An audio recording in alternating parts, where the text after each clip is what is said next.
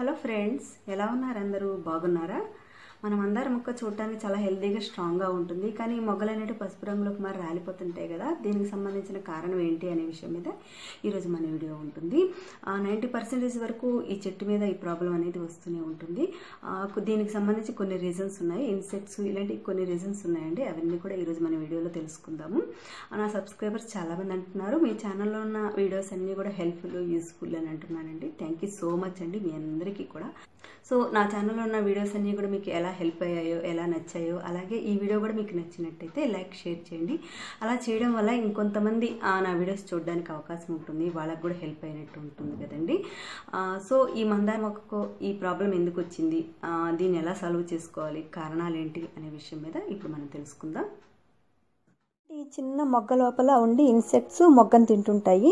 ఎప్పుడైతే అవి మొగ్గ లోపలికి చేరుతాయో అవి మొత్తం కూడా అక్కడ గుడ్లు పెట్టేస్తుంటాయి. మనం బర్డ్స్ని చూసినప్పుడు బాగున్నట్టు కనిపిస్తుంటాయి కదా, కానీ అప్పుడప్పుడు మనం జాగ్రత్తగా చూసినట్లయితే బర్డ్స్ సైడ్న ఒక చిన్న హోల్గా కనిపిస్తుంది. కానీ అది చాలా మైన్యూట్గా ఉంటుంది కాబట్టి కొన్నిసార్లు కనిపించవచ్చు, కనిపించకపోవచ్చు. ఇది లోపల ఉండి మొగ్గనంతా కూడా తింటుంటుంది. దీనివల్ల ఏమవుతుందంటే మొగ్గంతా కూడా నెమ్మదిగా పసుపు రంగులోకి మారి రాలిపోతాయి. కానీ ప్లాంట్ని చూస్తే మాత్రం చాలా హెల్తీగా కనిపిస్తుంది. కానీ మొగ్గలు ఎందుకు రాలిపోతున్నాయి అని చాలామంది కనిపిస్తుంటుంది కదా. దానికి కారణం ఇదొకటి అనమాట.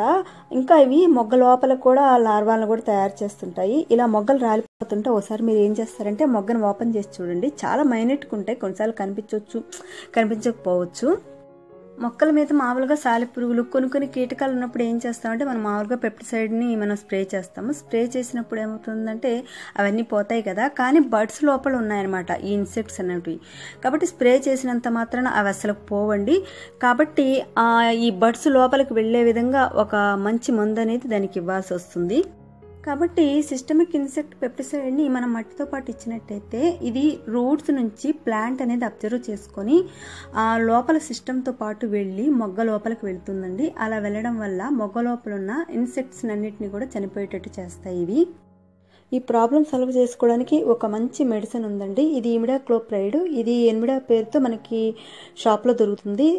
1 లీటర్ వాటర్ తీసుకున్నాం అనుకోండి, ఒక 2 ml దీన్ని తీసుకోవాలన్నమాట. తీసుకొని దాంట్లో వేసి డిజాల్వ్ చేసుకోవాలి. ఇలా చేసిన తర్వాత మనం ప్లాంట్కి ఇవ్వాలి. ఇంకా స్ప్రే చేయొచ్చు, ఇంకా మనం మట్టిలో కంపల్సరీగా పోయాలండి. మొక్క మీద స్ప్రే చేయడం వల్ల మొక్క మీద స్ప్రైడర్స్ ఇంకా కొన్ని క్రిమికీటకాలు ఉంటాయి కదా, అవన్నీ కూడా చాలా వరకు పోతాయి. అయితే ఇంకొక మెడిసిన్ ఉందండి, అది మెలథియన్ ఉందనమాట. దీన్ని హైబిస్కస్కి అస్సలు యూజ్ చేయకండి. మిగతా ప్లాంట్స్కి అయితే యూజ్ చేయొచ్చు, కానీ దీనికి మాత్రం యూజ్ చేయకండి.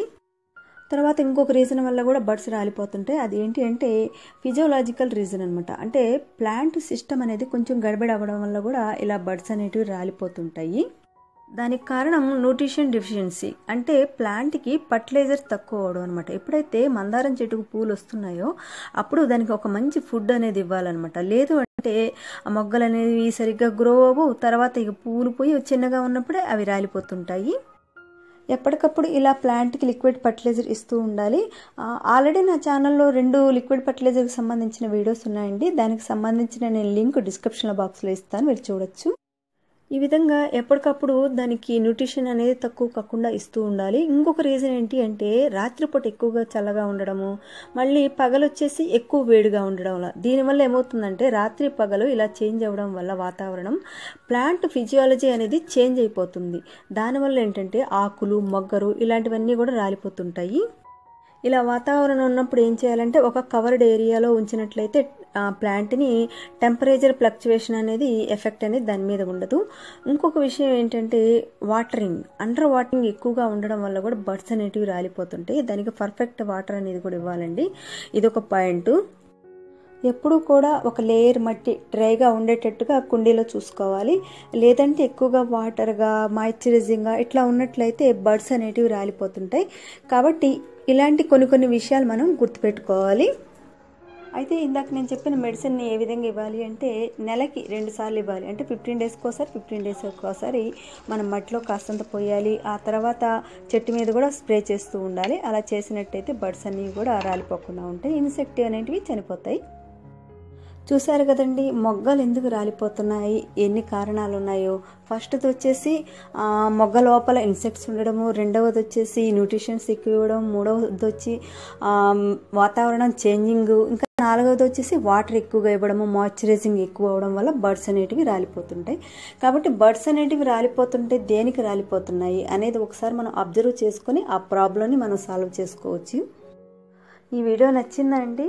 అలాగే నా ఛానల్ కూడా మీకు నచ్చిందా? మీకు నచ్చినట్టయితే సబ్స్క్రైబ్ చేయండి. అలాగే ఆ పక్కన ఒక బెల్ ఐకాన్ ఉంటుంది కదా, దాన్ని ఒకసారి ప్రెస్ చేయండి.